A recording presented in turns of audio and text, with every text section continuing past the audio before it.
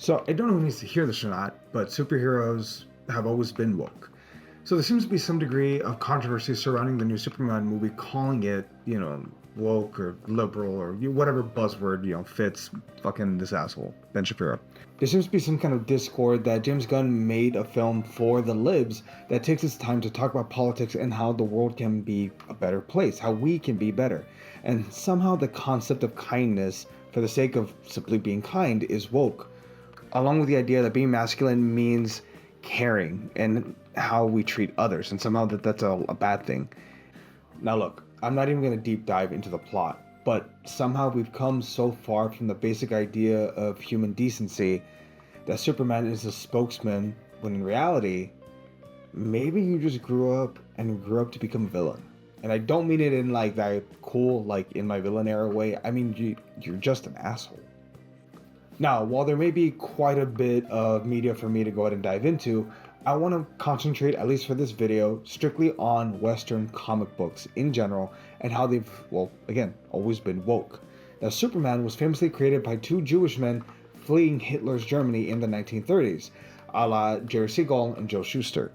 They were two young Jewish men in a foreign country in a new land that created the last son of Krypton. And if you need more examples about Superman being woke, there was the time he beat the shit out of the Klan.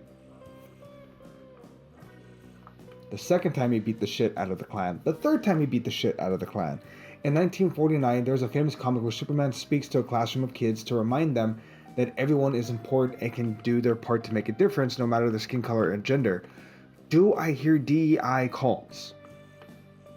How about Action Comics number 987, where Superman literally defends undocumented workers, which, again, he is technically an undocumented alien. They forged his papers. Again, just making that point there. Or the fact that John Kent, the son of Superman, is a member of the LGBTQ plus community. Yet, where are the arms in this? I mean, hell, in Action Comics number 1, he defends a woman from being abused by her husband. Now, is this year comics perfect? No. But it's plain to see that they've always tried to be progressive, and it's not just DC. Spider-Man might just be Marvel's most famous hero, but he is also an ally. Spider-Man storylines commonly touch upon issues like homelessness, economic despair, and racial injustice, reflecting a concern for the vulnerable and the marginalized in society. One of the biggest draws in the first Spider-Man movie was how relatable he was with his inability to pay rent. The fact that he was going through tough times. He's a superhero, but you can relate to, man, everything's expensive. Man, I lost my job. It's relatable. Now, sticking with Marvel, the X-Men are one of the hardest allegories when it comes to racial inequality, with Professor X and Magneto as stand-ins for MLK and Malcolm X, respectively. And the injustices many mutants face, as far as inequality is concerned, they are stand-ins for the African-American community at large. One of which being a more aggressive approach to try and force equality, while the other side thinks that peaceful cooperation is the best route. Allegory, ask Stan Lee. Even Batman, who's technically a billionaire, has arguably woke tendencies. Batman's belief is that those in society with more have a responsibility to care for those less fortunate, to give them a path to do better, to have safety, to have an opportunity to have a decent life. I'm not saying everyone needs a Ferrari and a mansion, but at the very least, to live with dignity. Batman believes in safety nets to help people, which again is something that more or less conservatives are against.